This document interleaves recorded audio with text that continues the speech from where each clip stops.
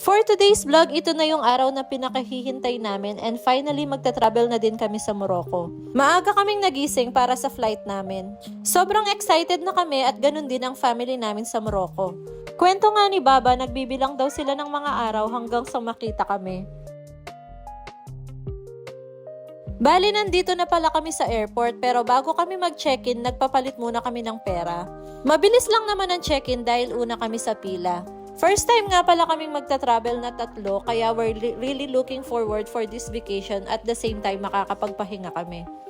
8 hours nga pala ang flight namin from Bahrain to Morocco kaya parang Pinas din. And finally, we arrived in Morocco.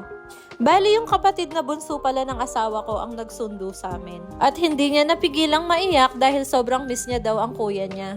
Sobrang sweet ng kapatid niya at niyakap din kami ni Adam.